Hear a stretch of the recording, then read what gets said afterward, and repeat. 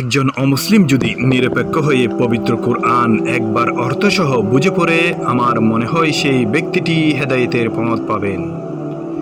এটি এমন একটি কিতাব যাতে কোনো সন্দেহ নেই। আমি অমুসলিমদেরকে অনুরোধ করতেছি, একবার হলেও কোরআন পড়ুন। পড়লে অবশ্যই বুঝতে পারবেন এটি কোনো মানুষের বানানো কিতাব নয়, এটি একমাত্র সৃষ্টিকর্তার নাজিলকৃত কিতাব। অন্তত জ্ঞান অর্জনের জন্য একবার খুলে দেখুন। পবিত্র কুরআনে কয়েকটি আয়াত পড়ে আমার মন নরম হয়ে গেল।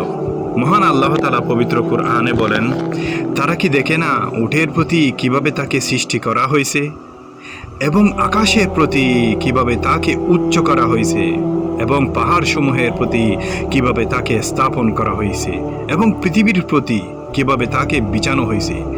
এই বিজ্ঞান ভিত্তিক আয়াত দিয়ে আল্লাহ তাআলা মানব জাতিকে বুঝিয়েছেন, যারা অবিশ্বাসী তাদেরকে বুঝিয়েছেন। অতএব তুমি উপদেশ দাও।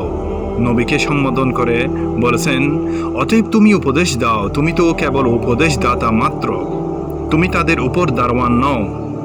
তবে যে ব্যক্তি মুখ ফিরিয়ে নেয় ও অবিশ্বাসী হয়, তাহাকে আল্লাহ তাআলা সবচাইতে বড় শাস্তি প্রদান করবেন। আল্লাহ তাআলা সতর্ক করার পর এই শাস্তির কথা বলেছেন, নিশ্চয়ই আমারই কাছে তাদের প্রত্যাবর্তন, অতএব আমারই দায়িত্বে রয়েছে তাদের হিসাব গ্রহণ। আল্লাহ তাআলা কত সুন্দর করে বুঝিয়েছেন, যারা অমুসলিম তাদেরকে বুঝিয়েছেন এই আয়াতগুলো। অমুসলিমরা যদি পড়ে অথবা শ্রবণ করে, যদি মনের মধ্যে অহংকার না থাকে, অবশ্যই আল্লাহ তাআলা সঠিক পথ দেবেন। এই পবিত্র কুরআন শুধু মুসলমানের জন্য নাজিল হয়নি, পুরো মানব জাতির জন্য নাজিল করা হয়েছে।